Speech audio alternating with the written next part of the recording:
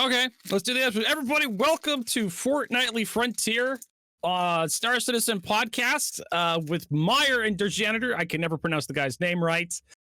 You got it, Meyer. We're going to be talking about 3.9 today in PTU. Hopefully everybody's really excited. I know I'm excited. So hopefully you're excited about prisons and soap that's powdered because it takes longer to pick up.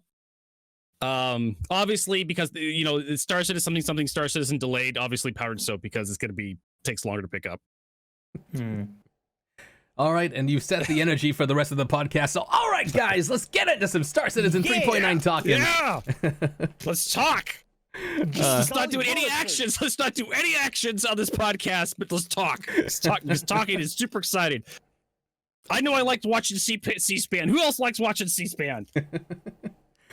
I don't get that reference because I'm from England.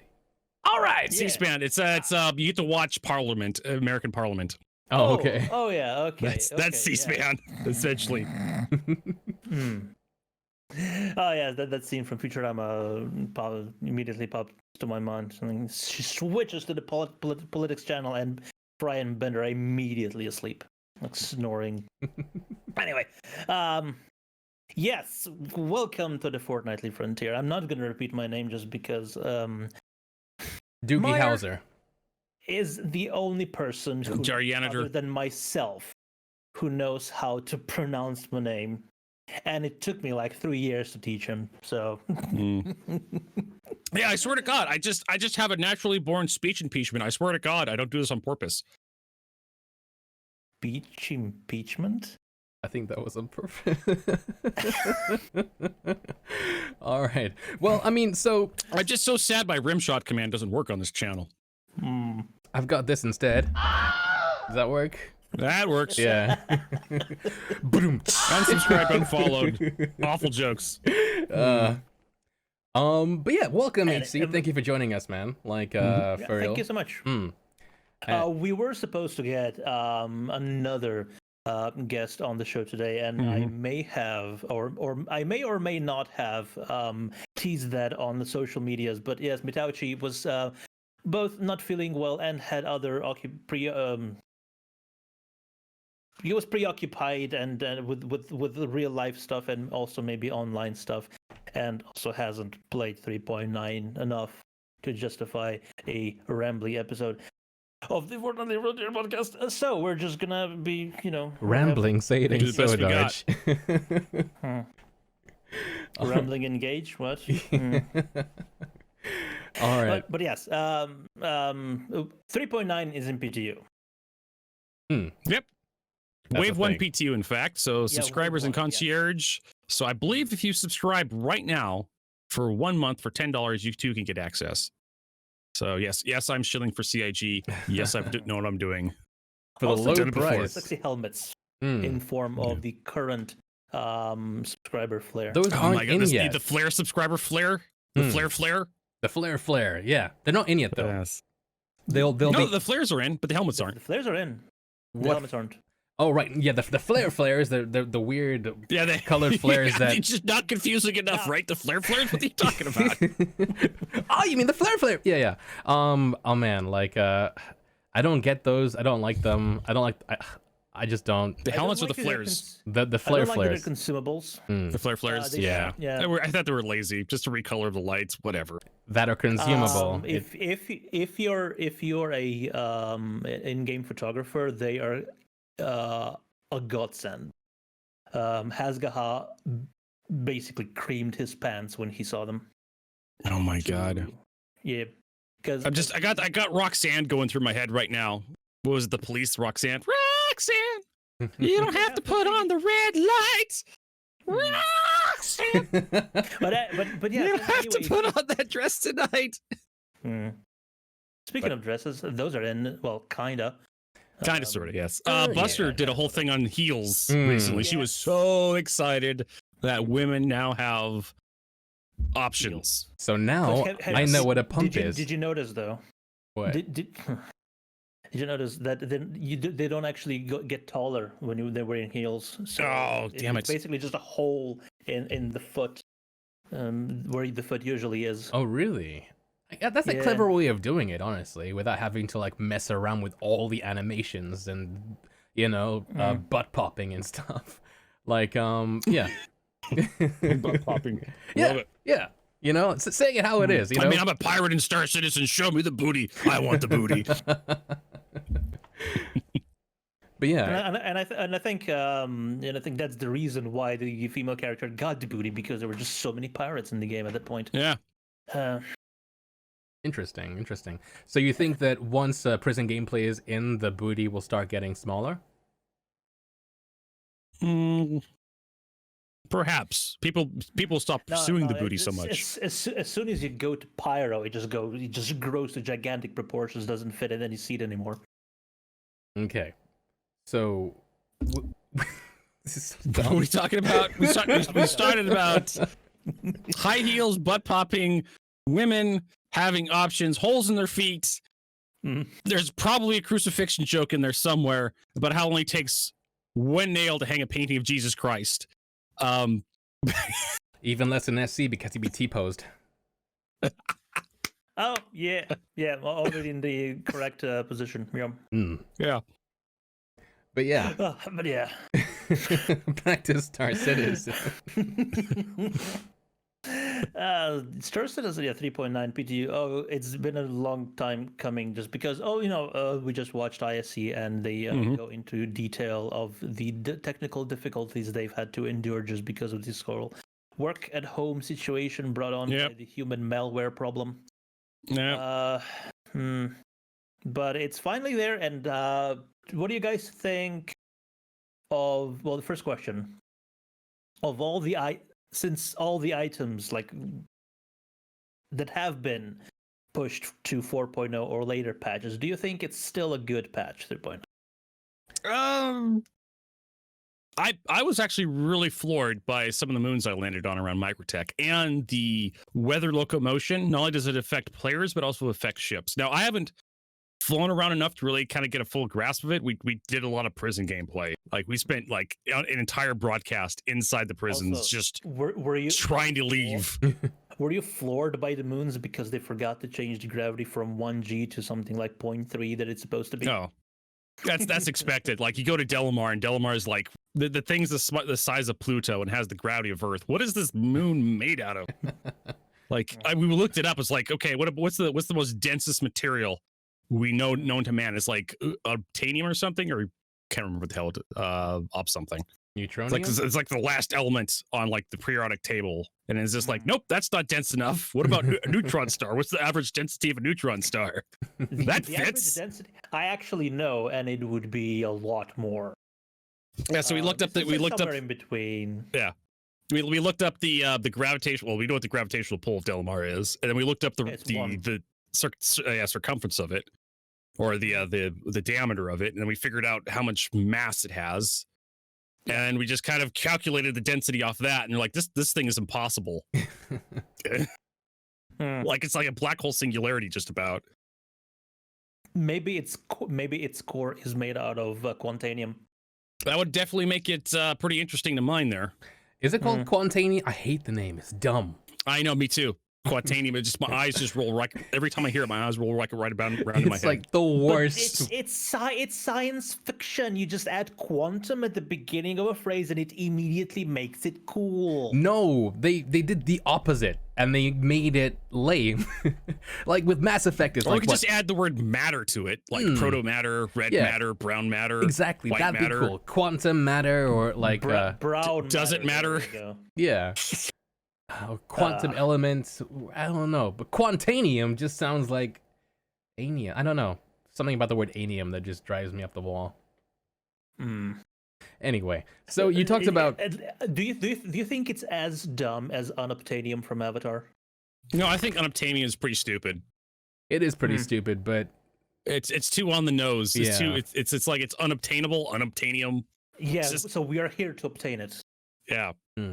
I mean, like, even elements in real life, I mean, some of them have silly names. I think, like cobalt, for instance, comes from the mythical animal, the kobold, like, that's why it's called cobalt. But a lot more people know about the material cobalt than the mythical animal kobold. Yeah. My favorite one is a mineral that is named after the village of Cummington.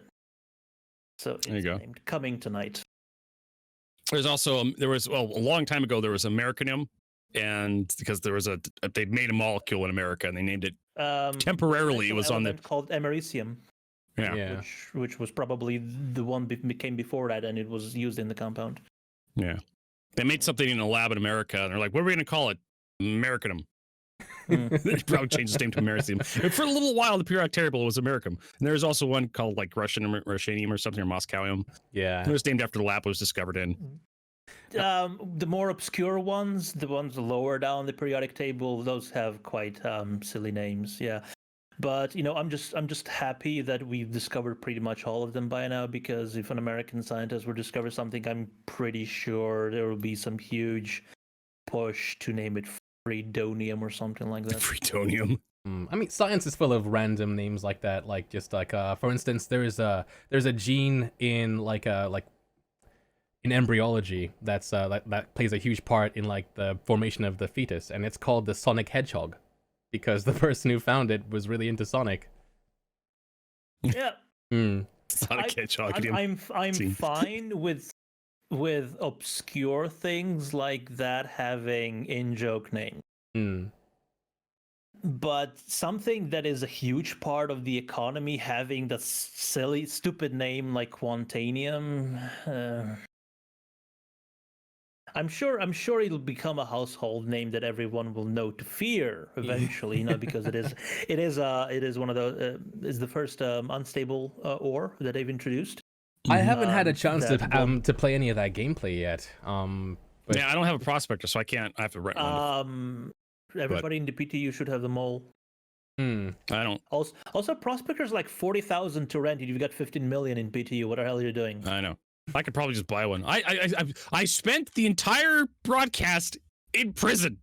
Okay, so it was just like it was like a fucking it was like water going down a funnel. Okay, just spiraling that hole, like constantly ending up back in prison. That was the entire episode. Meyer did something very similar. Also, on the stream, I had the idea. I know Meyer has, but have you played Getting Over It with something Foddy? Ben Foggy. No, I haven't. Ben Foddy. Yeah. You haven't? No, he said he hasn't. He hasn't had. No, anyway. I've seen it played, though. I know the premise of the game. Sure, but do you also know that every time you fall back down to, starting, the voice of Bennett Foddy comes up and starts spouting some stupid inspirational bullshit. Yeah. Had the idea because on Meyer's stream when he was playing it, at the very bottom it was called Jaylee's house because it had that little tent, at the beginning. That was Jaylee's house, and I just asked Jaylee if he would be so willing to read some of or make up some new inspirational bullshit lines and record them so he could play it every time Meyer fell all the way down in Star Citizen Prison, and he just laughed. And I think he's gonna do it. So every time Meyer now falls down to Jaylee's house, he can just push a button on his on his stream deck, and it'll be Jaylee's soothing voice spouting some. We should get him to to ad lib it. He'd be like, "Don't worry, be happy. You've got this." Yes, you've got mail. He is a smart and funny enough person that he would create a lot. Oh, he's good on a camera. He's great in front of a camera. Give him a microphone and a camera. Jaylee's amazing. Yep. He's on our D&D podcast, so yeah, and he plays a bard, and he plays it well. So, yeah. Anyway, where were we? Oh yeah, prisons. We were talking about Star Citizen. Talking about Jaylee, this is the Jaylee appreciation show, right? This is the Jaylee fan channel, fandom channel. So, what's your favorite thing about Jaylee? What is Jaylee up to these days? Oh, he's at home with the rest of the world. So how does the rest of the world fit inside Jaylee's home? Doesn't seem like there's enough space in there. Jaylee's house is huge and has been visited many times, especially by Meyer. Yeah, I don't want to play that So game prisons, ever a again. lot of prisons. Volatile ore is in 3.9. I haven't had any experience with it, but I've heard people blow up their ships constantly. There's also a chance that your ship will blow up on the pad as you're running to the to the refinery station to sell it. Really? Like just from being landed? There's a timer.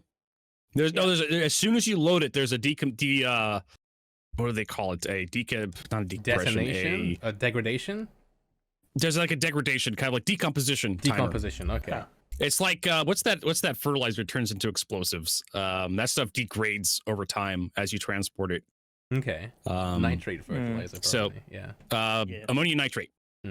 That stuff is very dangerous to transit. In fact, some of the worst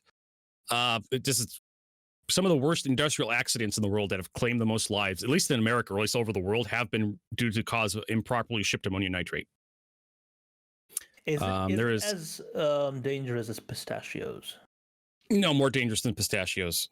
Wait, what's this about pistachios? They've sunk ships. Really? Don't give CIG any ideas, otherwise we'll get pistachios. They are hazardous good to ship. So really, pistachios? Pistachiate. Pistachanium. Pistachanium. No. But yeah, it's something to do with the shells and the particulate matter from them, and they're probably hugely flammable. So, HC, tell us about your experience with the prison system so far, like in the game. It's interesting. Like there's almost no rules in there. Like you could do stuff to other people in there just to extend your sentence if you wanted to, but besides the bugs, like what there's a way to go back to the main menu and equip a gun inside of your hangar, your personal hangar, then go back into prison with your armor and your loadout and your gun and start massacring people in prison. Besides that's that bug, which I think they're fixing. Right. It's interesting. There's not much gameplay loops besides either mining or going to escape. Your crimes log out and wait. Well, you can't right now because apparently that's a bug. But you should be able to log out and wait. Yeah, Quaco on Reddit confirmed that it's in-game time dependent, not how long you spend logged in. So if you just server time, you come back, you still have to go through inmate processing and then exit. It doesn't just automatically spawn you outside of it, but it just spawns you in with the timer having counted down to 0. Yeah, end of the day, it makes sense to me, because like we've had people, I think Burke Black was playing and he managed to rack up an 18-hour sentence, like thrown into jail. Like your sentence is based on your crimes committed, not off your crime stats. So you could, I think I've heard 30 hours. Oh, geez, is the max. I think that's not enough though. Because a few episodes ago when we were talking about this, I suggested that time-wise the sentences should be huge, but the merits should also completely decimate that. So if you find Hadnight's worth a ton of merits, but you got to find it. Though. Hadnight's a rare spawn. And they swapped out Aphorite and Dolivine. They're backwards. F4 is like the lowest one. Dovalin's the middle-y one now, and Hadnight's still the good stuff. Yeah, and Dolivine's like 6. Its value is 6 times that of Aphorite. Yeah.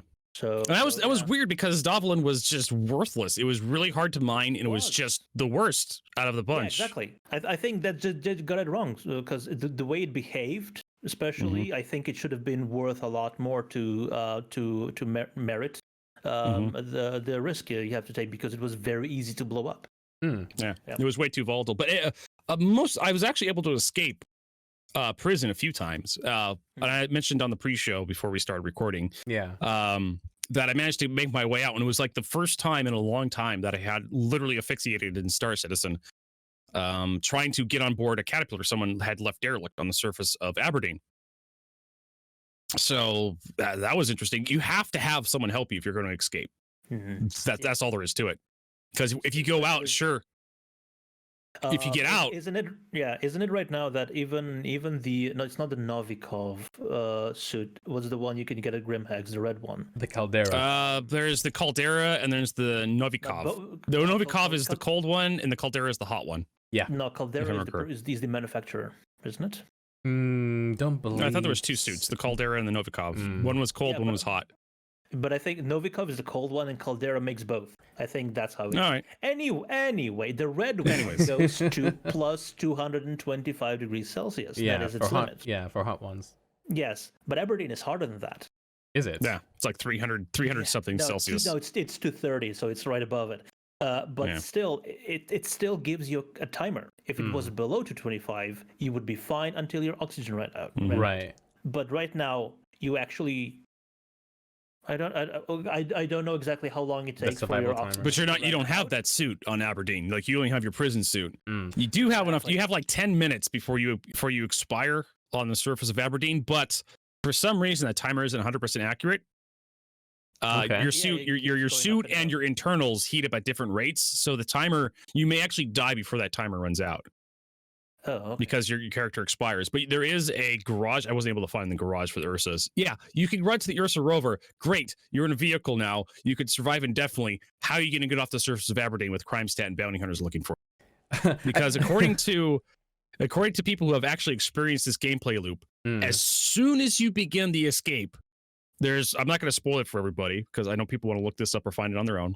As soon as you set foot outside of the regulated play space and into that escape tunnel, you have a bounty on your head for escaping, and people will have a waypoint right on you. Nice. So you'll have somebody in orbit around the facility just waiting for you to come up that last staircase to blast you. That's funny because I was going to say that, okay, sure, you have the Ursa rover to escape. I guess you could then open the star map and then you could just point towards the nearest outpost and then drive 6 hours to get to the nearest outpost is the nearest outpost to the correction facility is a emergency shelter. This doesn't have, you don't have the ability to spawn ships. It has no spawnable ability. You can't spawn another vehicle there. Can't spawn ships there. You could ask for people to come pick your ass up, but again, you're going to have a bounty on your head the entire time, and you're just going to get killed and back up in prison. You shouldn't be able to spawn a ship at any of the outposts either. It's just land vehicles, is it not? They may have the M50 and the Razor glitch still maybe in. Yeah, I haven't checked yet. But you know, as a rule, you shouldn't be able to. No, it's just you shouldn't be able to. Yeah, because it's platinum based. It's not like a proper hangar. That's fair. Yeah.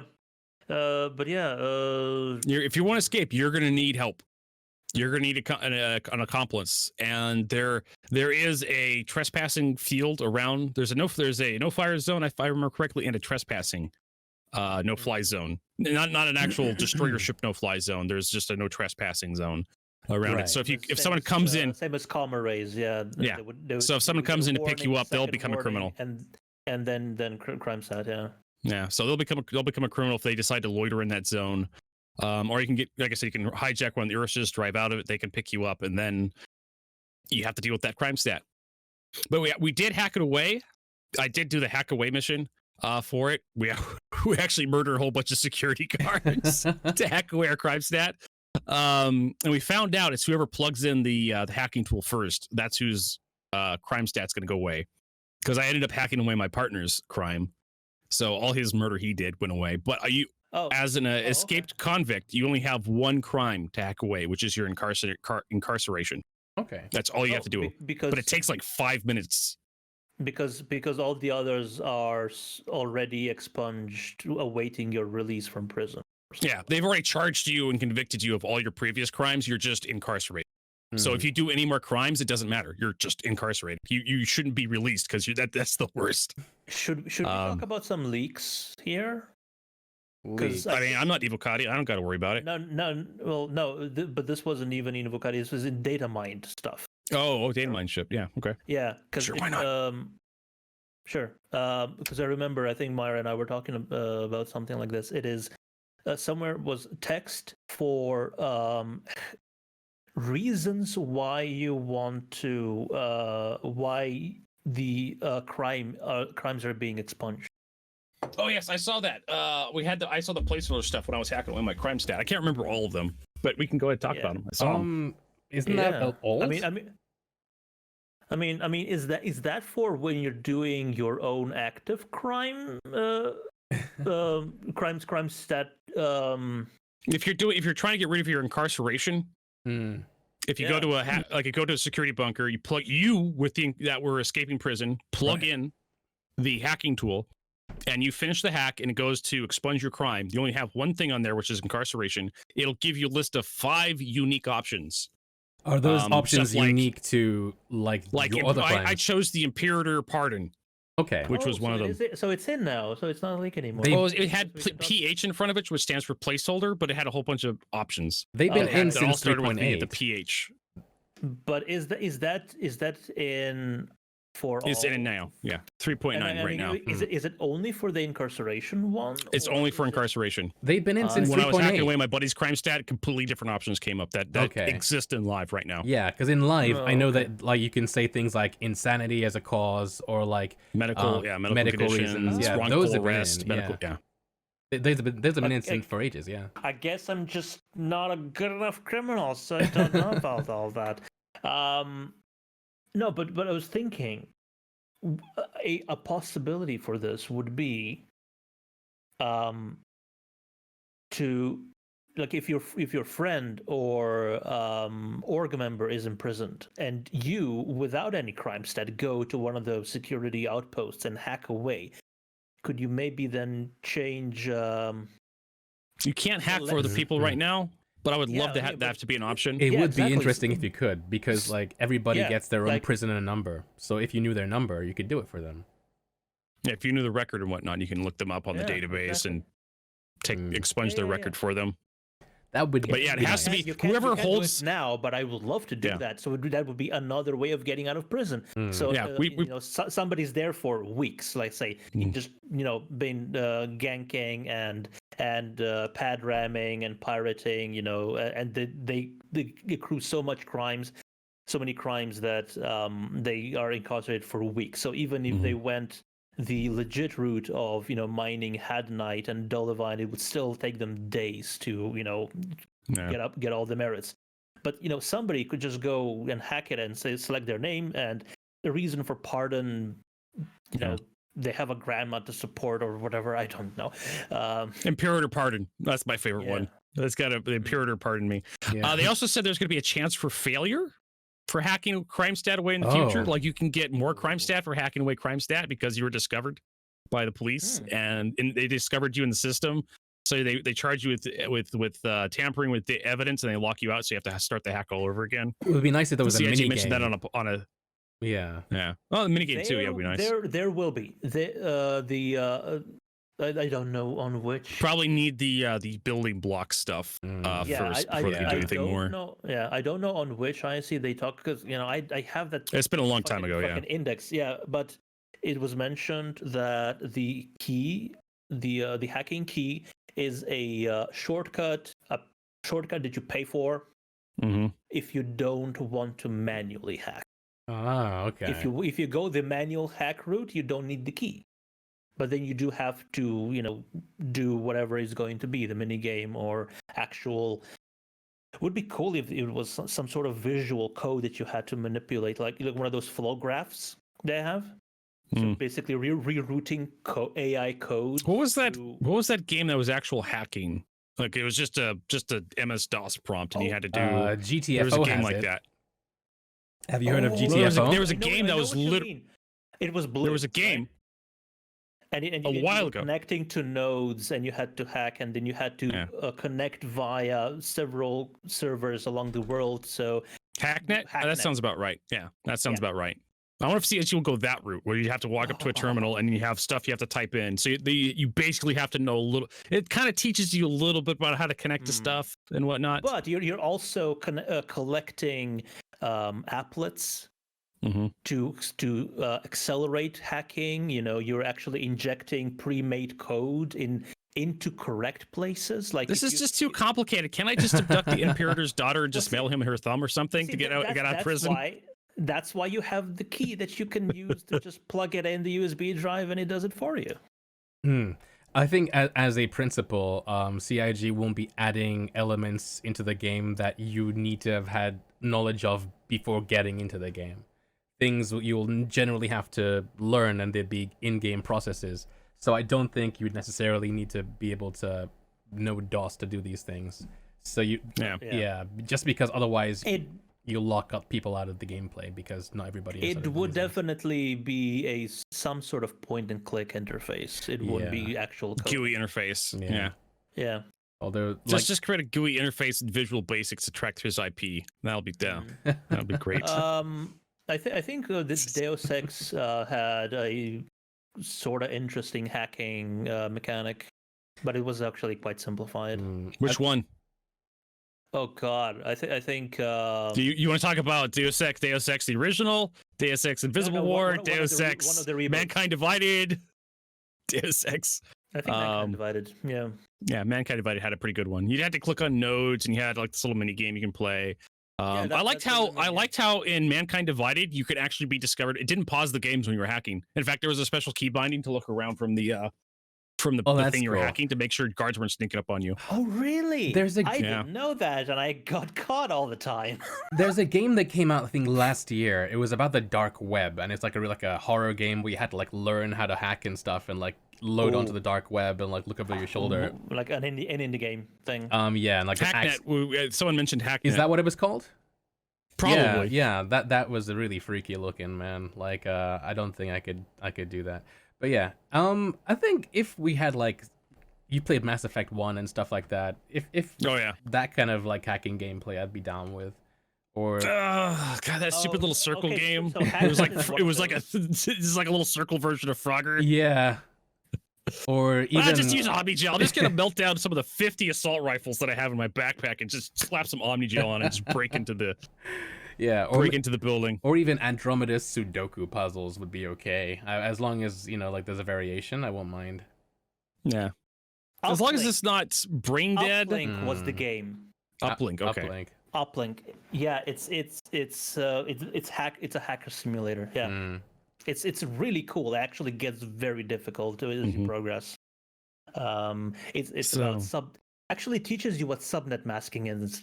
That's what I was talking about. It actually teaches you a little bit about programming, how internet works, and Ethernet, that kind of stuff. So it's a little bit educational. Yep. What we're talking about? I was googling. We were talking about Hacknet.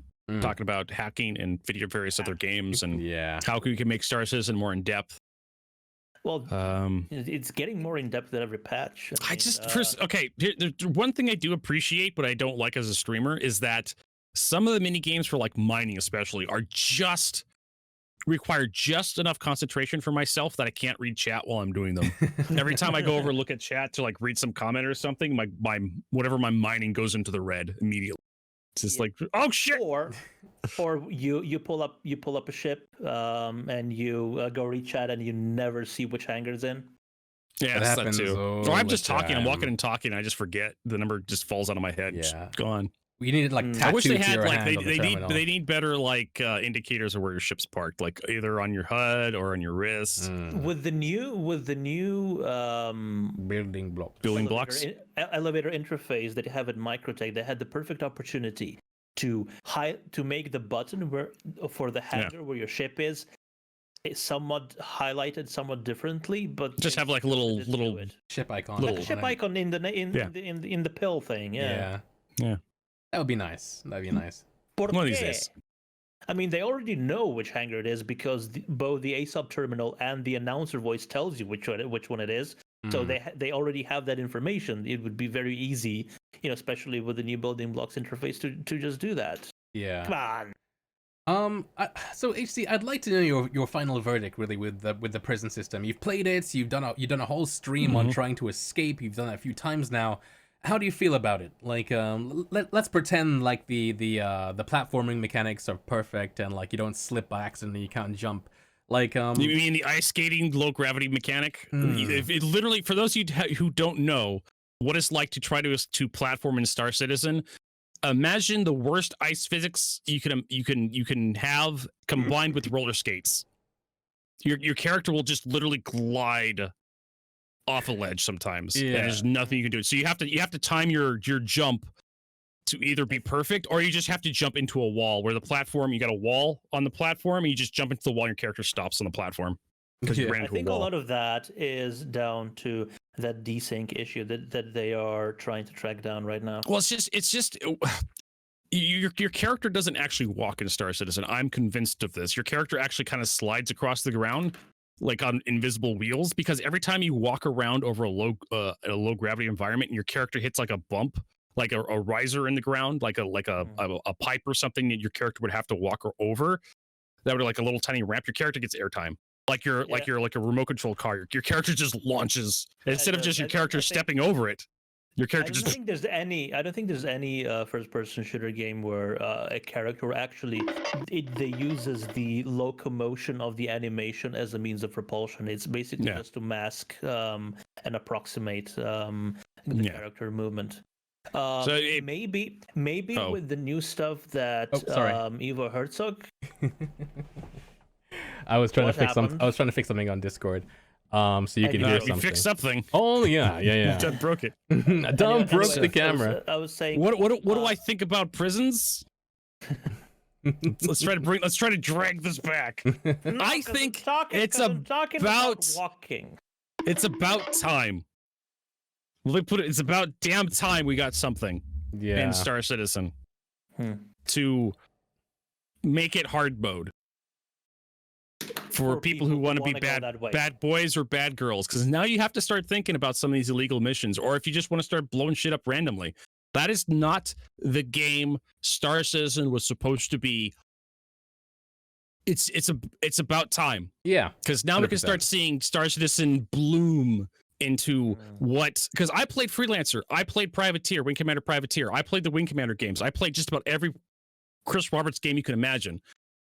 And that's people flying around just blowing trade ships up randomly, dropping bombs on outposts and stuff blowing up and pad ramming and just going out to the wild, say, hey, there's another player over there. I'm dead because I got shot by them. Yeah. That kind of stuff is not a Chris Roberts game. Chris Roberts builds his games as they potentially would be in a simulator.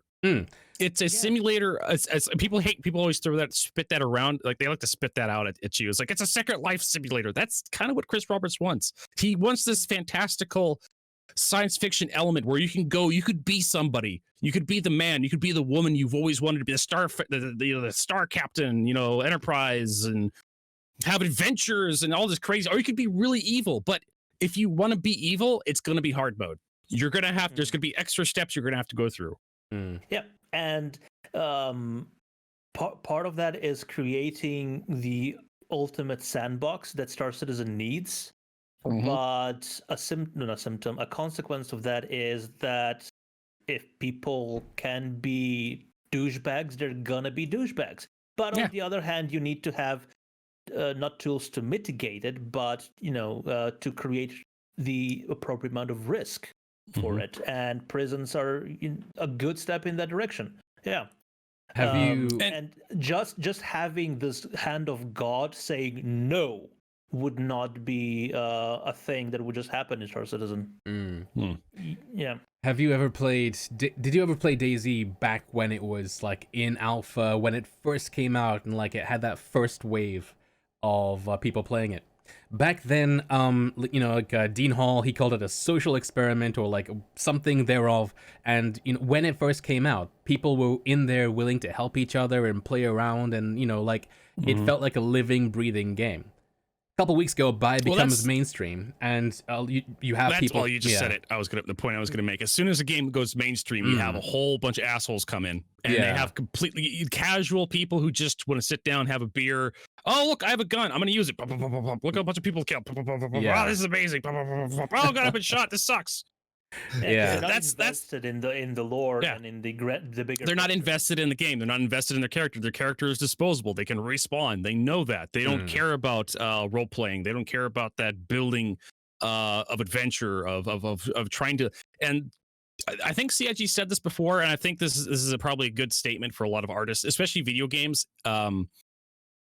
Restraint builds creativity. The idea that you having the sky be the limit paralyzes you. Everybody's had this if you're trying to write a report or something, or you're trying to create creatively, or create something, like you just have an empty canvas in front of you, or you have an empty word processor in front of you. Those first few lines, that first line you draw on that canvas is the most difficult, because what are you going to create? You have all these possibilities you don't know. But if you give if someone stormy night, yeah, exactly. I think And that's what Star Citizen is. Like a lot of players hate constraints. They hate the fact that the flight model makes them fly a certain way. They hate to have prisons, to punish them for doing a gameplay a certain way. But these constraints are necessary to build interesting scenarios. And they're I know players hate them, but but if you give players infinite freedom, they're essentially just playing Minecraft. Players don't know what they want when it bored. comes to the experience that a dev is trying to make. That's just the way it is. People go, "Oh, Meyer, what do you mean?" But that's just the case. As you say, people want the agency to do everything, but it's the things you can't do that make the game different from other things, or difficult to do. The things that are very difficult to do make things interesting. Exactly. You can be a criminal still. It just requires a lot of foresight and requires backup. It requires people to help you out, disabling those comm arrays and disabling a comm array without not only disabling the comm array, but not being able to get stuck at the comm array because someone showed up, blew your ship up because they had the mission to stop you. They blew your ship up. They came inside. They killed you. Yeah. You still get a crime stat for trespassing at the comm array. Yes, you do. Yeah, but that's like a one level. It's a slap on the wrist. If you get killed by a bounty. Yeah, no, you will. I think it's 2 ranks. You get a very low bounty. You'll get at least 2 ranks for trespassing. And if you do go to prison with trespassing, it's like an hour, if that. Like you could mine some F4ite or some Dovlin or some Hadnite and you'd be out in a few minutes. Yeah. I feel like in the grand scheme of things, trespassing is nothing. Yeah. You know it's someone figured something out. The turrets don't work properly because right now if you try to just walk out, the door just doesn't open for you. And when you do walk out properly, there is a turret just going like, but it there is. Work. It doesn't work because not now. Yeah, not now because somebody just piggybacked on someone else's successful, exit, and the game just let him. Don't look at me, I'm just a shadow. I did that too. There's actually a glitch for those of you who want to know. This is going to get patched out now that I'm talking about it. I guarantee you. The emote /dance2 has a couple frames of that animation towards the end of it where it will clip you through walls. Oh. And if you can clip through 2 steps forward, it does 2 steps back. Yeah, it goes backwards a little bit. And if you're quick enough, you could press the button on the other side of that door to open the door while you still have crime stat. Nice. And I was able to get out that way, but as soon as I got into the elevator, it just put me right back in prison with another half hour of crime, with another half hour of my sentence. How are they saw me coming? They saw me coming. How are emotes still no clip? Because they have to go through and they have to redo the entire emote system. Like they're still using all the emotes they mocapped years ago, and they still have nothing but problems. They did fix all the problem with me being able to break through a lot of the geometry in ships by changing the sleep emote so that it just the sleep emote kind of crunches you up just a little bit. Uh-oh. Darth Jenner just said he blue screened. Good, now I can talk. Now you can talk. So they patched out the ability to use the sleep emote because sleep emote doesn't shove you through walls anymore. And they patched out the ability to use emotes while prone. Right. That was the big one. That's how I would get through a lot of the ships that had really low landing gear, like the Reliant. You go prone underneath it, you crawl underneath the ship, you press an emote that would force you to stand up, and that would push you through the ship, and then you just jump into the ship. Right. Like that. So they fixed that. But like I was saying, oh well. I feel like a lot of prisons. I feel like a lot of the people who are complaining about the prisons right now, about being locked up and being forced to do mining and being kept away from doing what they love most, griefing, is a big result of, I guess, the game itself being like something that was founded off a Kickstarter and founded off ideas and a dream. Like people would put money down thinking that the game is going to be for them. Oh, I can finally have a game where I can grief people without any kind of like any recourse. Consequences. Exactly. Yeah. So like this is. But we knew this was going to happen a long time ago. Chris Roberts was talking all about the prison, the law system. Yeah. Years ago. Yeah. So, I mean, as a content creator who follows Star Citizen, the main Kickstarter though, was it in the stretch goals? But again, this is why I brought up the fact that I played all Chris Roberts' old games. All those games had Freelancer had security that would fight the player if you went full pirate. Privateer, Wing Commander Privateer had security that would fight you if you went full pirate. Yeah. I mean, the main Kickstarter was for like Squadron 42 essentially, and then they kind of like moved into Star Citizen afterwards once they got enough people wanting an MMO as well.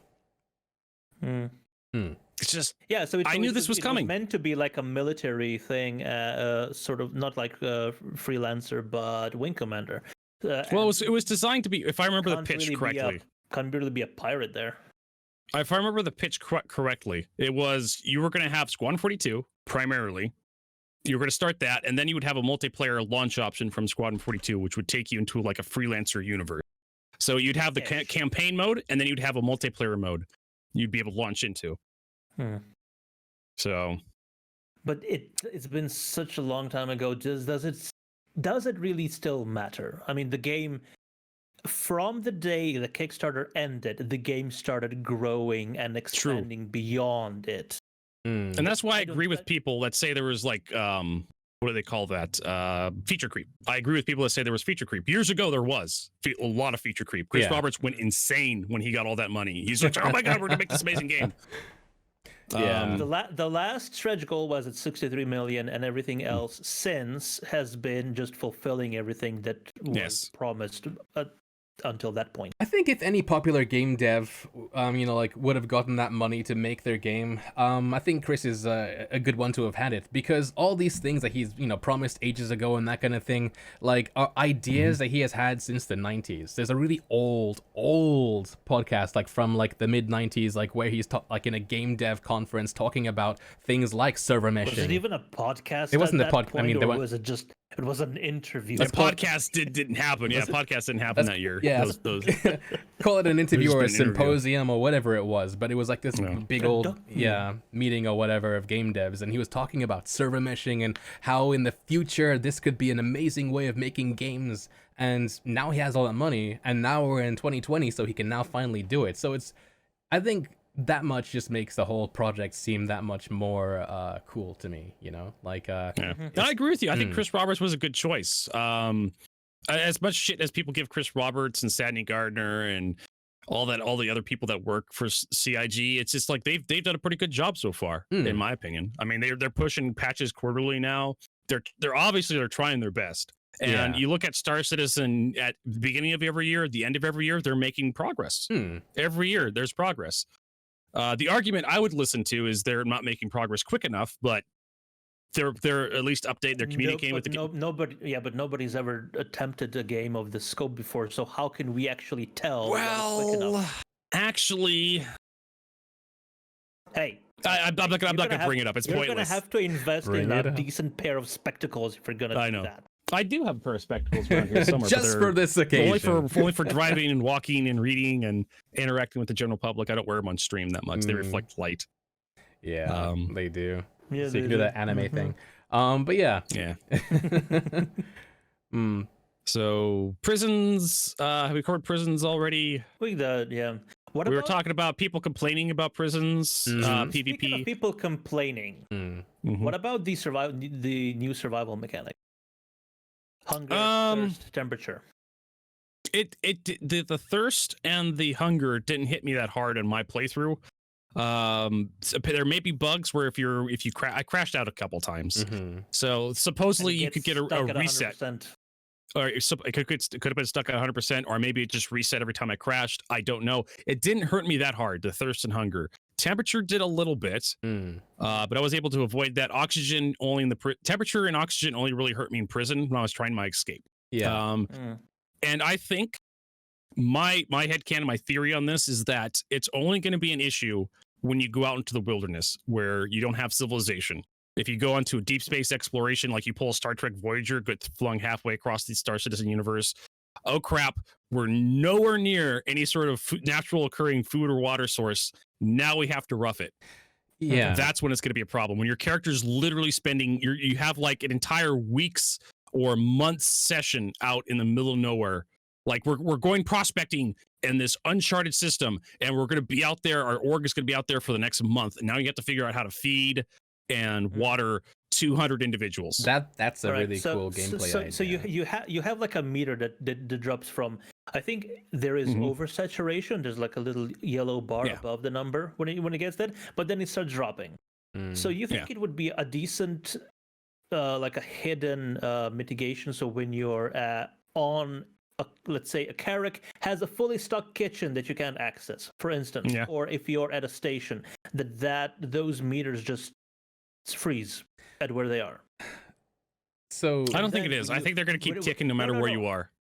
But there was a notion of that you don't have to worry. Oh yeah. Chris Roberts did an interview for 10 for the Chairman a long time ago where he said you weren't going to die from thirst or hunger on a station in Star Citizen. Well, yeah. If you're, he said ever. He said ever. You weren't going to die ever from it. It was just going to be debuffs. If I could chime in, so like, yeah, Chris once said that he didn't want people to die of hunger, and then in an AMA, the devs said that death was a thing that could happen. But Dan Truffin, another dev, a few years ago, mentioned how there were talks within the studio about how they didn't want it so like when you're like, in microtech you could die of hunger strike, because that's dumb. Like they thought that like if you're in a place where there's food, you shouldn't necessarily be like in a position where you can starve to death, because it wasn't realistic. But I don't know if right now in the patch as it is, your hunger drops depending on where you are, or if it's slower on microtech. I wasn't asking whether it is right now, but I think it's something for the future. Like, because like I said, we have a meter just counts down. So when you are in a location where food and drink is plentiful and not something that you have to work hard for, would it be enough if those meters would just freeze in place? Yeah, instead of completely replenishing, but just freeze. And it would be up to you if you wanted to be completely nourished and hydrated to get the buffs for it, or maintain a neutral state. But then as soon as you fly away, then it starts dropping again, because you've moved from that. Kind of like a passive. Yeah. Kind of like passive, just kind of freezing there. Like, oh yeah, that would make kind of sense. Say you had like a 300 series with a fully stocked kitchen. You climb back in your ship, and you're either your bars go up slowly, or they just kind of sit there because you have access to it. But then if you manually go to the food maker and make something and eat it, then you manually bump it up to whatever I don't think that. I like the idea of having people actively play the game, like hunting down resources and consuming them. I'm not too big on the down a burrito stand. I mean, well, I don't even. Proper survival on a desert planet where you have to look for that cactus to squeeze it for the precious liquids. Fine. The juice. I want your juice. Oh my god, it hurts so much. Even the juice has got needles on it. The alien cactus. Somebody needs to little tiny spikes on the juice molecules. Yeah, somebody please give that. But no offense to like my content creator friends and stuff, but I feel like a lot of them are just making drama about the hunger thing, because they know that there'll be people who will be on their side and to fuel that drama and follow them for it. Yeah, I've explained it before. Every time CIG has a bowel movement, you have a flurry of activity from anything from the content creators. It's worth discussing though. I mean, the impact it has on the gameplay that it doesn't have on the gameplay right now, because the meters are so slow. Yeah, but I feel people you could spend 6 hours in a Gladius and not see your meters move appreciably. Exactly. So I see people freaking out before things actually happen. Like I was in microtech for a few hours, and after eating and going crazy about it for the first 10 minutes, like 4 hours later, I was like 95%. The thing is, I had the exact opposite experience. At one point, I logged in, I think it was at Hurl 4. I got in my ship, flew to Microtech, and then to Tressler. By the time I got to the food court, my thirst was down to 62. Okay. So I've been hearing that too. I've been hearing it's kind of random. Yeah.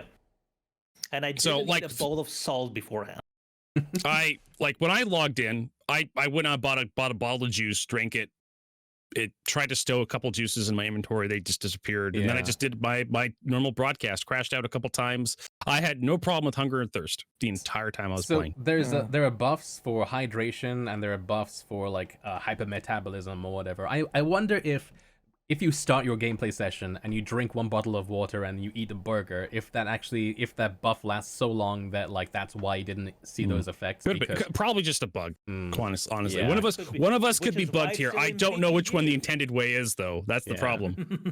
Who is bugged? Is it just because my bars aren't moving? Do I have the bug, or is it him? His bars are moving too fast. Yeah, Oh. it requires somebody to go in game and extensively to just stand in one place and see what happens. I'm pointing the wrong way. Yeah. Yeah, I was like, It's what are backwards we on for? Discord versus the stream. Yeah.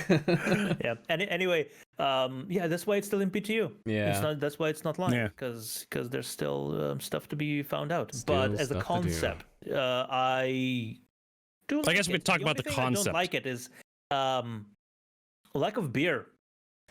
I mean, Yes. Mm. Player we status had the system data- version we had 2. the data mined notes about all the different versions of Liberty Ale. You had the Ruby and the wheat beer, and where's that CIG? Well, I mean, I need to the get my noodles beer aren't in on. either. I wonder if it's just because there is no there's no procedural drunk like or alcohol poisoning system in yet. So like maybe there is. Well, it was player status. According to a very Yeah. old card on the roadmap, player status version 1 was supposed to bring intoxication with all it. right. They decided to separate that from player status, and that's going to be player status version 2, the which is not on the bartender. roadmap right now. Yeah. Got So pushed away. before we lose it, we did have a question from somebody in chat called Saint Tosin, who asked, Oh, okay. "Will prison actually fix trolling?" No, No. you'll never have a system that 100% removes all trolling from the game. No, it will make it It'll very help alleviate it difficult. a little bit, but people will game the system until they get back to annoying. Yeah. Yep. So how do you feel it? I mean, do you think it'll have any effect whatsoever on trolling or how people troll? Do you think they'll? I mean, like, Yes, it will. Methods It will of have an trolling effect, Will change. but it'll change. Like- The method will change, but there'll always be trolls and there'll always be people who want to, whose version of fun is making it not fun for you. okay. Hmm. I've got a question for. There's both of always be you. those people. Yeah. So I want you guys to enter your inner troll for a second. So let's say that you guys, oh man, screw playing video You may games. try to figure out how to break the system. Sure, let's do this. Well, Let's go. Yeah, like screw playing video games. You know, you're done for the day trolling on Reddit and like talking about refunds. You're not going back into your favorite pastime, crashing into people on pads in Star Citizen. Wait, now you have to go to jail so you can't crash into people's pads.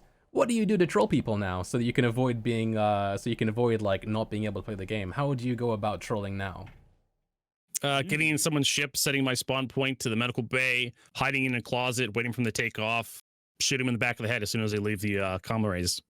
I Now it's my ship. Ooh, stowaways. But- Yeah. Yeah, Stowaway. that's Murder been- hobos have never left the game. That's been a thing since longer than bad ramming. The PTU since the persistent universe was opened. Yeah, that was Mm. one of the first things that people wanted to do. Can we get onto another ship without people noticing? Oh, one of my favorite things to do, Meyer, Mm. is to if some idiot leaves the bay door open on their ship, like on the Avenger Titan, the Cutlass. Oh, not the can't do it on the Cutlass, but the Mhm. Avenger Titan specifically, I'll do this. If you leave the back end open on your Avenger Titan, I will walk into the cockpit, sit in the seat, and activate the eject seat. Good luck doing anything with that ship now. Oh man, that is actually That is the asshole thing to do. You want to talk about Right. trolling? yeah. Now you But- need to learn to close your doors when you land at Grim Hex. Mm. Then we get to ship permissions, because unless you're in that person's party or a friend or have been specifically given permission to pull the ejection cord, Or even get you'll into be the able to do seats. that. Yeah. I think getting in the seat, it'll still happen because it's sort of semi-manual. We're also gonna have bounty hunting is good. We could kind of transition all this, but one of the things they need for bounty hunting is pulling people out of seats. Yeah. Because if you're there to hunt down a dude and track, you disable his ships, and he's in the captain's chair, you need to be able to disable the guy, ragdoll him, and then grab him and drag him out of the seat. Because we still have this problem. Even if you have permissions, what are you going to do to somebody? And they talked about us on ISC or whatever with ATV years ago. Mm. You have someone who's not authorized to be in your ship. You want them to get out of your ship because you know they're probably going to be trouble. How do you get them to leave your ship? Depressurize the ship. Okay, they're in a Explosive spacesuit. Now they have explosive decompression. if we ever get that, I'd love to see that. Now you have to get them. They showed it a while ago with the. Oh, root I have system. I have a WebM of that too, Mm. of the Yeah, caterpillar.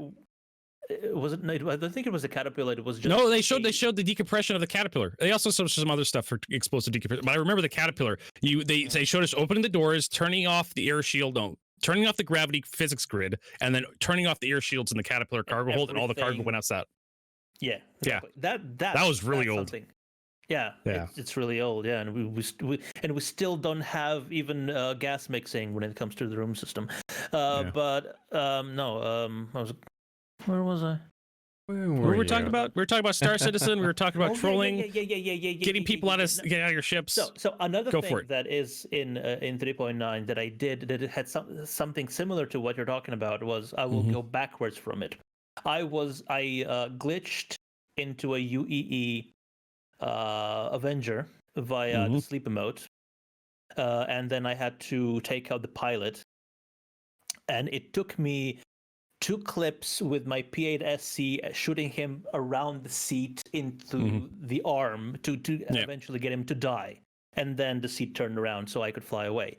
But that was because I was doing the Caterpillar prison transport mission. You probably were stuck there at the location. They blew your ship up. You were stuck at the location. Because they blew my ship up. Yeah. Yeah. So which is something that I wanted to transition to because that's a good mission, but very good. Let's transition away from that. Let me tell you about exploits with guns. All right, go for it.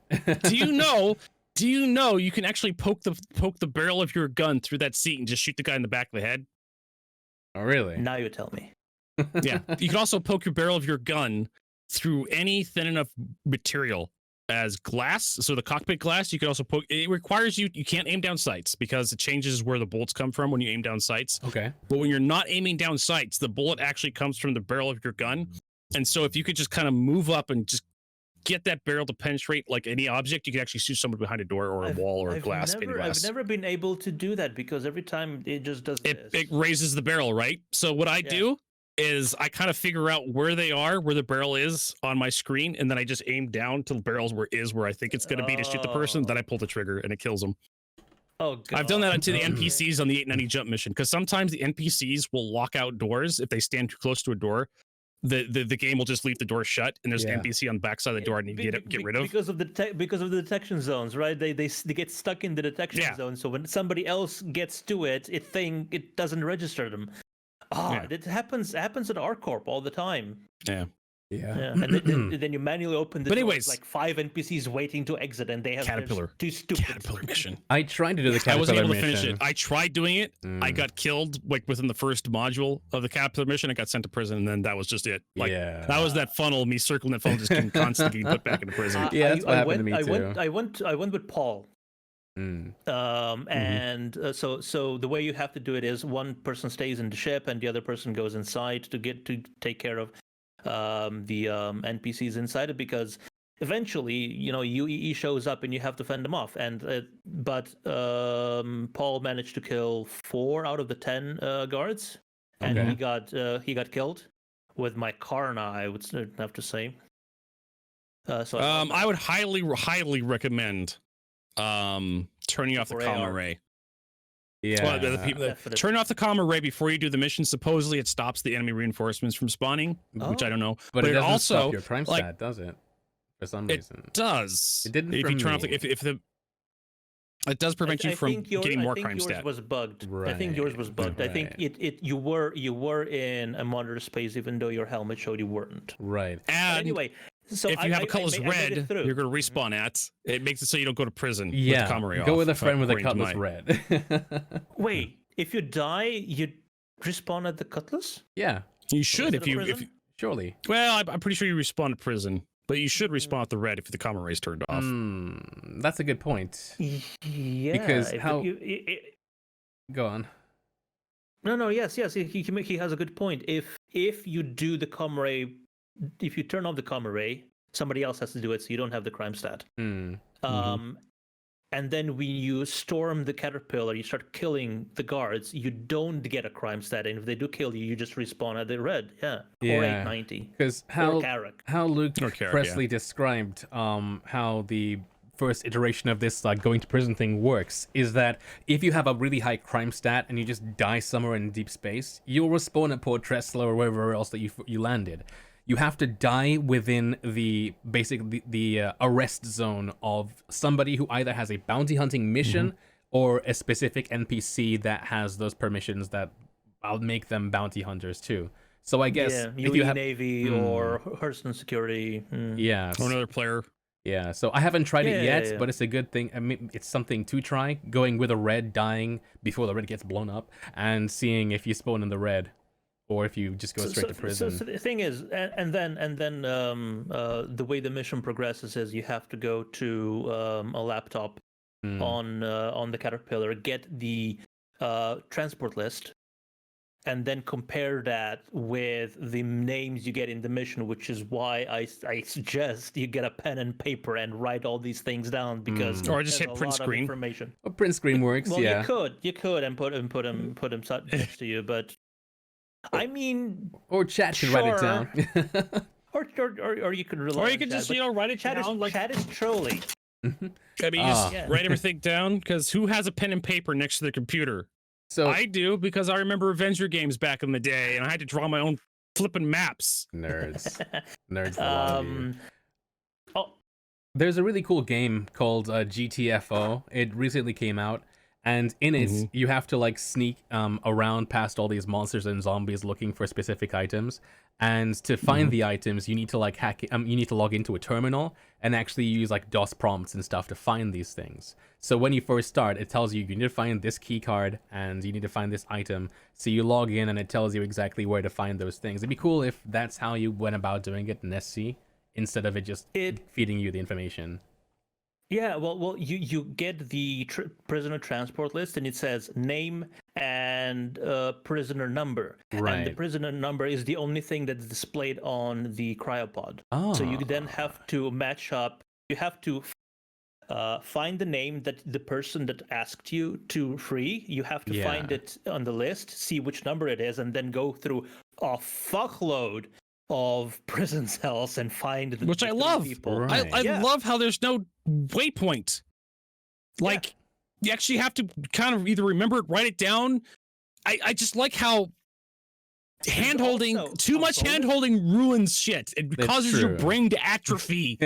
Yeah, there's also a bonus objective that kind of goes against your primary objective, but if you do everything right, you get 32,000 alpha UEC in the end. Yeah. Which I think is quite a good amount of money for the sort of difficulty and complexity that the mission is. If you're gonna do it as a single player, I mean, like, if you can do it as a single player, but I think even with two people, it's 16,000 per. Yeah. Yeah. It's still a good bit of money. And it's and I like it because it's new, it's fresh, it's interesting, and like you said, there's pretty much no hand holding apart from the location of where you are, and basically and telling you how many guards there are. I think those missions would benefit a lot from not knowing how much opposition you're going against. At least at the beginning. 890 mission and this one, maybe, I mean, because it gives you like in the future, 6 out of 7 people still alive. When you get better scanners and stuff, I mean, like, so many sci-fi things out there, you have life sign scanners and stuff. If it was down to you to like press the button to scan and it sees how many life signs, that would work. Then you have a thing saying how many people are left. Yeah. Well, I would love to have scan doing the missions. Okay, we talked about how I hate hand holding so much. I would love to just have an inkling of especially when I'm doing the missions to look for dead bodies. It would just like, okay, boom, ping. Okay, so there's 5 dead bodies and there's 1 close to me. All right, where is it? Ping, kind of in that direction. I just want to kind of like a number and a direction and just kind of vagueness. That's just kind of an idea of what I'm dealing with. When you scan a ship, it will tell you how many people are on board and what their health is. It'll give you the pilot, the owner, like the current pilot, the owner of the ship, the health of the ship. It'll give you the occupants of the ship, their health, and the cargo. It gives you a ton of information when you scan ships Why can't you scan a derelict? Because it's not a ship; it's an asset.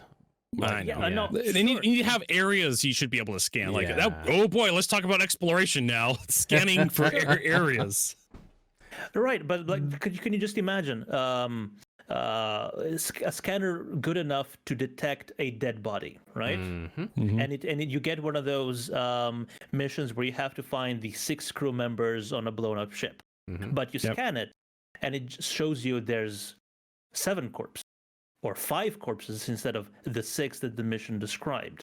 And that opens up new avenues for a continued mission to like discover what happened to the one person that's missing, or why is there another person there? Oh, one person's missing and there's no escape pod. Maybe they're on that planet below us. That'd be Let's cool. go looking. And maybe Yeah. we find a crash escape pod and we find the last corpse. Yep. Yeah, chain missions like that would be pretty epic for sure. That would be, yeah. I'm I'd looking love to see something like that. They have been talked about for a while. That sort of thing is en route. I'm looking forward to seeing the building blocks UI coming into the game now. I mean, like you were talking before about how scanning gave you all those things and like the really crappy, basically text on your screen, and that's because the interface for it doesn't exist yet. I'm looking forward to seeing that all like appear on the screen as beautifully as the radial dial that we have now shows up. Which is also a cool feature that's in this patch. Yeah, or the FPS weapon customizer, which also uses the same tech. I forgot to look at that. I totally didn't realize that was in. It's very pretty. It's very pretty, and it's finished now. When I sent you a couple of screenshots, and it was basically building blocks UI before the UI guys got to it and made it pretty. Right. But now it is pretty. Okay. So, but yeah, so I'm just saying, like, if you want to have an inkling of how many guards you have to go against on the Caterpillar mission, you should have to scan the Caterpillar before you start boarding it. Yeah. And it says, there's 7 pilot and 7 guards, and then you have to, and then maybe potentially it would actually pop up the little counter at the top, how many guards, because I know exactly when if I take one of those clear the bunker missions, like I know exactly when I've killed a guy when I see that number change. Yeah. But did I get him? Yep, I got him. Yeah, I feel like what we need in Star Citizen is a lot more like stuff ramping up to being able to be like an independent person who's doing a mission like that, if you want to do away with those things. Because the game has to kind of serve not only just people like us who've been playing the game for a long time and are used to it, but also new people as well. And if a new person doesn't know because the game hasn't taught them how to scan, that's the problem with like the simulator style genres we have. Like, we're making an MMO, so you have to have some accessibility if you want to have a high enough player count. Yeah. Because some people, they'll just get in, they'll just stop playing as soon as they crash their Aurora into the side of Olisar. They're just like, oh, fuck this is too hard. It's hilarious. I'm going to go back to play Fortnite. It's hilarious how most Steam games out there, like 80% of people have only completed the first achievement. So, you go look at games like Dark Souls or Sekiro Shadow Dies Twice. You'll see like the number of people who completed the very first achievement, and it's just like 80%. Is start a new game. Yeah, start a new game, 80% right there. So people, like, out of all the people that bought this game, 80% bothered to launch it and actually start playing. Exactly. And but that's normal for all games. You see a lot of people adopt the game on its release, and then 2 months later you lose almost like 50% of your player base, and then it kind of equals out after that. So that's kind of normal. Yeah. But yeah, you're right. We do kind of need some gamey arcadiness in Star Citizen to help new players kind of understand and get their sea legs or space legs, however you want to say it. Yeah, I'm looking at which is what Squadron 42 is supposed to be, right? I hate the whole like the single player game is supposed to be the tutorial for the multiplayer game. I hate that. Because it does kind of handcuff you to the idea that whatever happens in Squadron has to be perfectly one-to-one replicated in Star Citizen. So if they find something wrong in Star Citizen that needs to be changed, I like the idea of just having them as separate products. That way, Squadron 42 can be enshrined or encased in carbonite as its own product and just kind of shoved off to the side. And that's it. We're done with it. And then Star Citizen can evolve as necessary. If something breaks the game, they can change it in Star Citizen. but they can keep it the same in Squadron. That way, they don't need to worry about it. There is a good video that I watched recently. I think its title is "The Invisible Tutorial in Half-Life 2." Oh yes, I love that video. It's their good. their in-game devlogs are amazing. Like they tell you all about how their design principles and stuff for their games. So like, okay, yeah, I suppose I agree with you, because a lot of people that are interested in Star Citizen are not interested in Squadron 42 at all, and vice versa, I should say. That body pillow. Your picture's so dumb, Vertigo. Mm-hmm. Yeah, I mean, and you couldn't even have the version of Skeletor that has his arms up in the air and has the caption "Skeletor up in this motherfucker." I mean, that is the image of Skeletor you want on your bed On if your you're body pillow. a weeb. Yeah. Oh God, body. There's just so many things wrong with this background. There's so many things wrong with this background. That's actually from an anime. That one. That's not Skeletor. I can't remember the name of that anime. That's from Overlord. It's an amazing Overlord, anime. yes. So why does it look exactly like Skeletor? Because it's a skeleton. Because they're ripping off. Of course, they're ripping off Skeletor. I don't know. Okay. Nah. But anyway, I was saying, like, yes, a lot of people who are interested in Star Citizen are not interested in Squadron 42, and they would still need a tutorial. But too much. The problem is there's separate products now. There's separate products now. So great, like, okay, start Squadron 42 in a tutorial. I think is not gonna do it, because there's gonna have to be too much handholding. Mm-hmm. You need to find a way to introduce new players to the way they have. Well, we're gonna have to have starting systems, new player zones. Now, you have to teach them to start thinking how they have to approach Star Citizen. So every new task or any new mechanic that they approach, they need to start thinking about how deep can it go, and what I need to do before I can go at it. And that was one of my problems with, I think that's a big problem with the first Dark Souls. It has a really crappy tutorial that does not explain how anything properly works. Which makes the game amazing, but obviously, people who... Very frustrating, because you have this wall you hit that you have to climb over as a player. Like, I started enjoying Dark Souls when I figured out where the new player path was. Yeah. Like, everybody knows about the cemetery. If you play Dark Souls, you know about the cemetery, you know about the skeletons, or you know about the stupid ghosts down that elevator. Not many people know that there's a way you're supposed to go, because the new player starting area is really well hidden. Like, you're supposed to go up this stupid staircase that hugs this cliffside that you just don't see very well. As soon as you go up, everything's easier to kill. It takes like an enemy like 5 hits to kill you. It's so much easier. But if you go into the cemetery, skeletons just rip you apart. If you go down to the sunken city, the ghosts rip you apart. Yeah, I mean, so it's just so on your third playthrough. I literally raged uninstalled Dark Souls 3 times before I eventually said, you know what? People telling me this game is great. I'm gonna go to a Wikipedia and just new player guide. Go this way. Yeah. And then I went that way. And then I closed the wiki page and I was just like, okay, I got it now. I think it goes to show what kind of player you are as well, though. Because with Dark Souls... I was spoiled. Yeah. I was spoiled by games like Skyrim and Oblivion that gave me quest markers that just kind of spoon-fed me the tutorial the entire time. My brain had atrophied from all the hand-holding. I didn't realize what game with Dark Souls is. It's basically like a really old adventure game. They don't explain anything to you. It's up to you to figure out. If you're in an area that's too hard, you're not supposed to be there. Yeah, turn around and try Dark something Souls else. lets you know you're going the wrong way. Exactly. Yeah. So slightly off topic.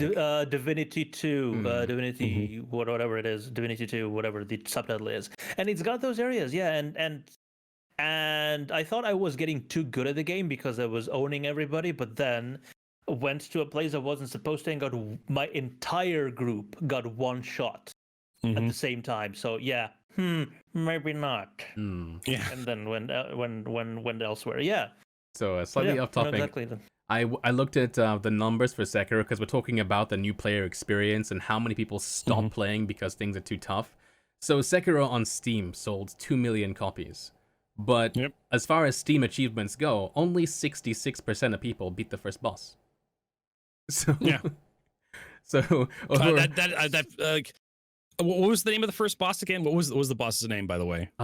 Is it Gyobu Sataka Oniwa. I'm just looking at the Gilbu, yeah, he's the big guy that throws acid at you. Yeah, I haven't played it yet, but yeah. The problem with Sekiro is like there's many. I actually broke the procedure in the game. And there's ways to break progression in Sekiro. Like there's branching paths, and you can actually make the game far more difficult if you decide to go into later areas quicker, like I did. Okay. And I was actually getting ripped apart because there's an XP system, there's a leveling system in Sekiro, so I was really far behind the curve. Right. And I just like, wow, this game is really hard, and I guess the hype was correct. No, I was just going the wrong way.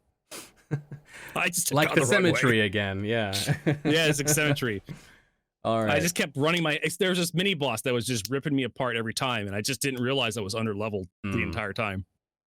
So but yeah, we definitely need like new friendly new player areas for people to kind of cut their teeth in Star Citizen, and some sort of tutorial for it. Tutorial missions would be great, but here's another problem. Here's another problem I just realized. How are we going to tutorialize stuff like the Javelin and the Idris? Because you're going to have people out there who own Idrises and Javelins starting out when Star Citizen launches. You know, they're going to want to wait for Star Citizen to release before they start playing. It's kind of on them, don't you think? At that point, you put $1,000 into the game and you're going to start off in an Idris. I feel like how you could do it for people with Auroras is that... the first time you start the game, you don't get any missions. You're fresh, like off the space boat on Port Olisar, and you basically get missions that like get you accustomed to the game. That's the easiest way of doing it. They could have done this a long time ago. But if you were like an Idris pilot, I don't know, maybe those exact same missions. You're gonna have to have capital ship gameplay tutorial. I watched a video recently on the new capital ships they're releasing for Elite Dangerous. Yeah, and how expensive those things are. Like, just think about running a capital ship in Star Citizen and how much paperwork and just flying around, fuel consumption, berthing fees, and you can get yourself easily lost into an area where you're going to lose the ship because it's going to run out of fuel. There's no hope. I don't think there should be tutorials for that, because I think, like I said before, there's tutorial should be to teach you how to approach the game, and then figure things out by yourself. Because like we talked before, when you're approaching the Caterpillar prison transport mission, actually going to a comm array to disable it, that's an advanced tactic. That shouldn't be in a tutorial. That should be something that you need to be taught to figure out on your own. How do you find out how to do it, though? There needs to be an organic way of knowing how to do it.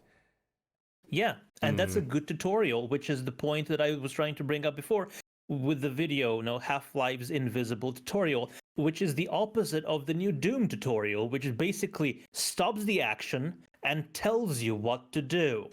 Valve's game design is pretty simple insofar as like when they introduce new concepts to you in a way that you as the player figure things out, and then you go on and then you can apply those things and it's additive.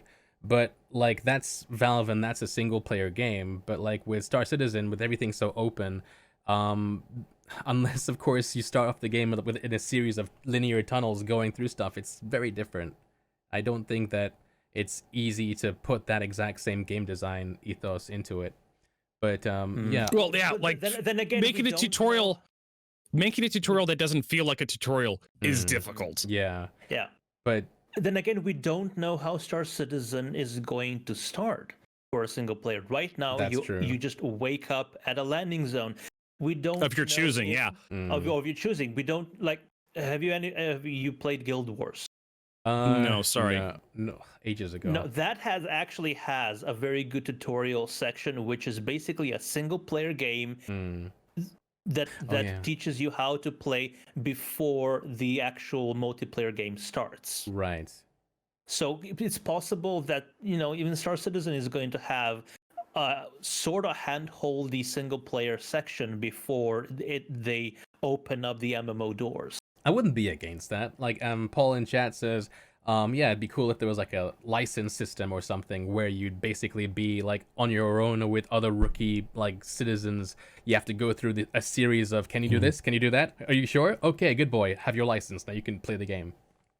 That'd be good. like the tutorial And the funny we had. The funny Yeah. thing about the YouTube tutorials right now is if you choose any other starting place besides All-Star, those are almost not helpful right now. Yeah. Because the tutorial takes place on All-Star. And it just kind of shows you where all the stuff on All-Star is. But you can start at ArcCorp, you can start at Lorville, you can start at New Babbage.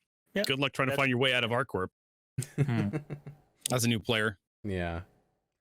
But Yeah, ArcCorp's difficult. Microtech, I think Microtech still has, I think, it's very linear. signage.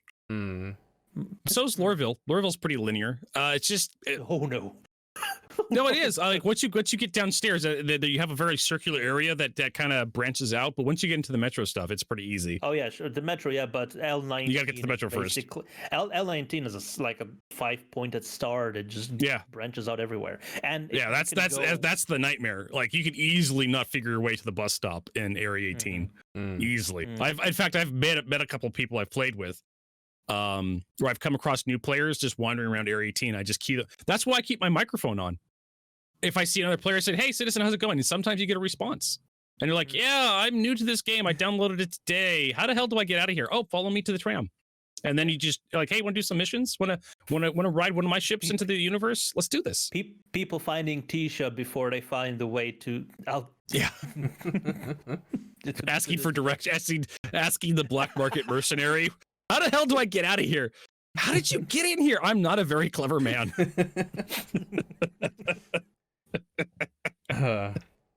Get lost. Yeah.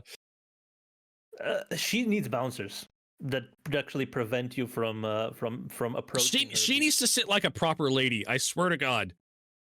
And she's on a riser. It's right in my face. Like, what the fuck am I supposed to look at, CIG? It's a power stance, Vertigo. It's a power stance. She's a crime just boss. Woman man. spreading. This is what I want. This is what I want to see. Right. You're just empowering me, CIG, to think naughty thoughts. I'm going to hell, and you're helping me. Yeah, someone in chat says, going back to tutorials. Once upon a time, there was. I like how you both got just at the same time. Yeah. Moving on. Moving on. But yeah, like someone in chat says, once upon a time there was a flight tutorial with the guy called I remember that. I never completed. It would always Gunny. crash before I. Yeah. Yep. The last mission never worked. Yeah. I mean, it worked for me. The thing is like after once. the first patch after he came in, they broke everything.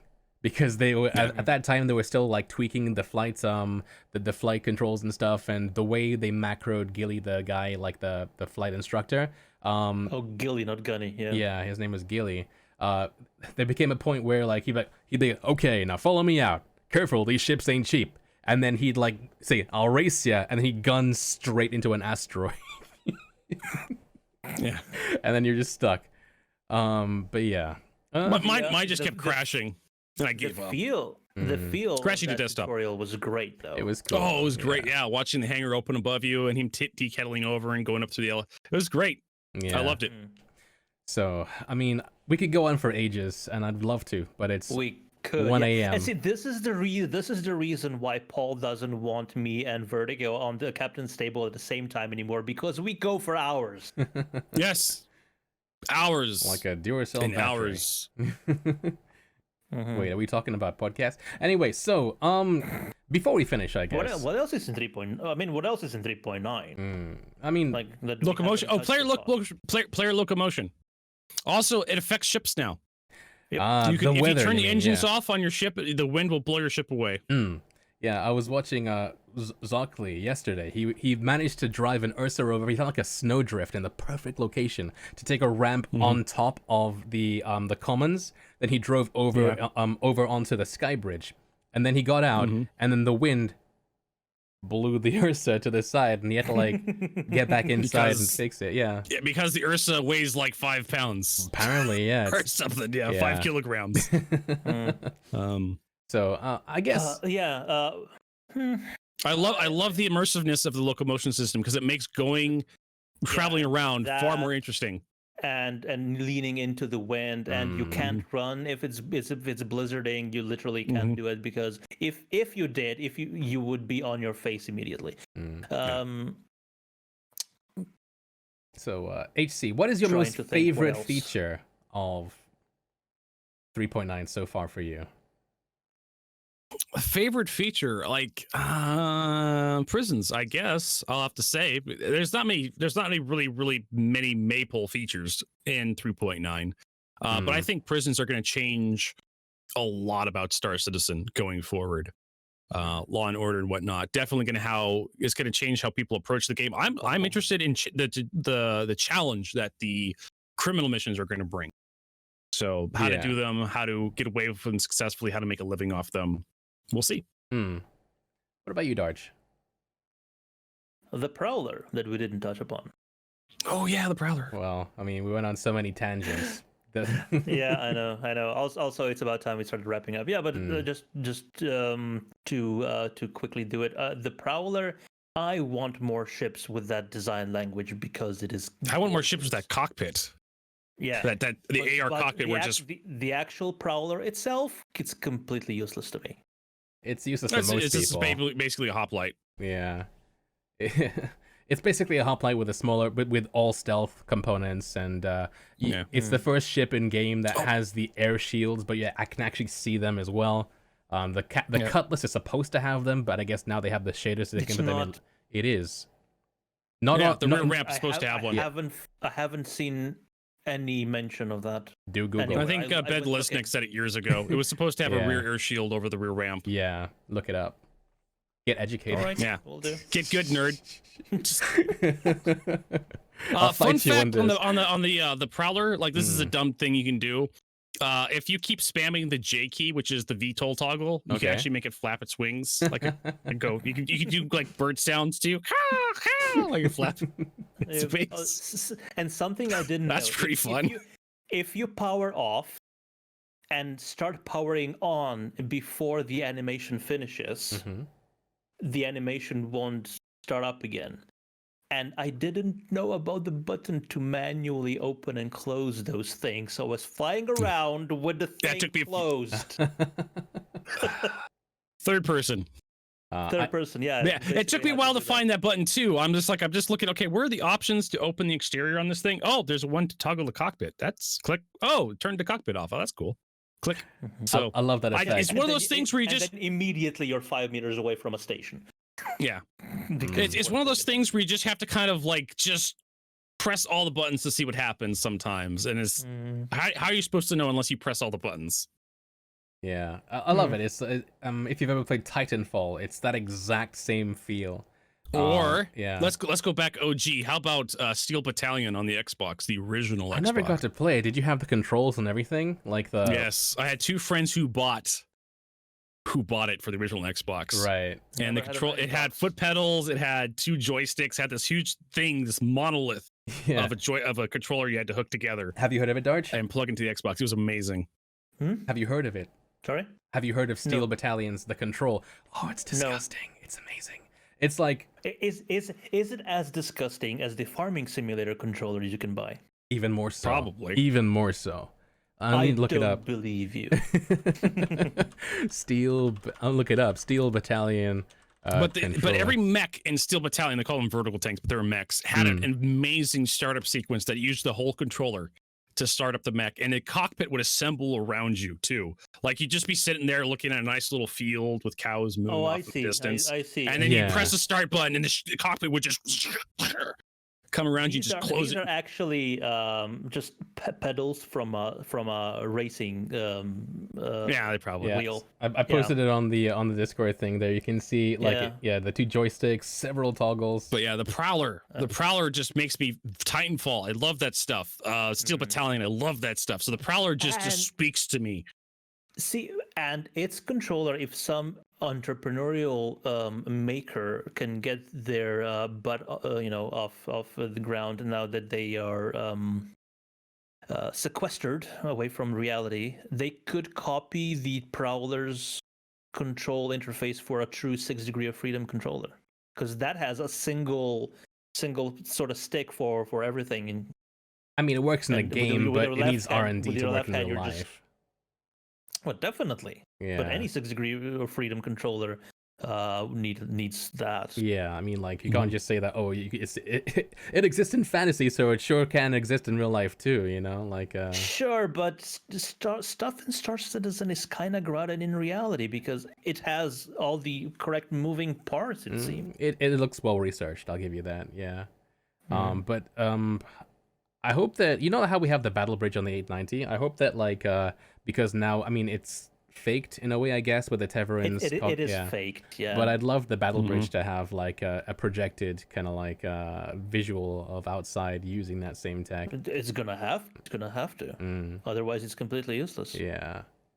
Unless you have to, take off your normal helmet and put on an AR helmet that kind of connects you to an exterior camera view, like it does in the Super Hornet. Yeah. Fair enough. All right. Well, I think we've bantered about this for too long. Yeah. So HC, get the heck out. I mean, Okay, that's fine. I know the old men are getting tired. They, the things they used to be able to do all night now take them all night to do. Oh man, tell me about it, man. Oh geez. Yeah, it's back in my day. But yeah. Thank you so much, HC, for joining us today for this podcast. And yeah, like we should probably like come back again and talk more like once. We should. Yeah. We should. You've been a good guest. Yeah. It's actually quite possible that by next fortnight 3.9 will be live. So and have had all the bugs ironed out and maybe new features put in that aren't in yet but are planned. So more discussions about 3.9 definitely on the roadmap. I'm sure like yeah, it's not complete yet. There's a lot to go until we come out of PTU yet. There are a few bugs and just balancing issues as well. And also, I doubt they'll fix or be able to even tackle the weird, like, what is it, the unskates kind of thing that you mentioned before. But yeah. Yep. I just want 4 patches. 0.3 gravity. How do we know how we're supposed to walk there? I mean, maybe there's so little contact with the ground that you naturally skate along the surface. Yeah, that's like 0.3G. You'd probably just be hopping around in low gravity, like you went late, like they did with the astronauts. That's what they had to do on the moon. They had to hop everywhere with lead weights in their boots. So it's frustrating because of the limited mobility of the spacesuits, but a lot of that was also because gravity on our moon is like 0.16 that of Earth. Yep. All right, so do we have time for quick fire questions? The quick fire question round. We have it's been more or less just our usual thing. We didn't actually talk about HC Vertigo because a lot of that's supposed to be talk about who he is and what he does. Yeah, I'm HC Vertigo. I'm a jackass in Star Citizen most of the time. I don't know why people watch me, but for some reason, I have a viewership and they like watching me. Well, there you go. No idea why. And where can we find you on the internet apart from on Twitch? You can find me on Twitch, HC Vertigo. You can find me on Twitter, HC Vertigo. You can find me on YouTube, HC Vertigo. That's Hotel Charlie Vertigo, all one word, lowercase. All right, excellent. Branding. All right, so would you like to? So you read us in. Would you like to read us out, HC? Read us out? Yeah. Well, everybody, thanks for stopping by the Fortnightly Frontier podcast with HC Vertigo,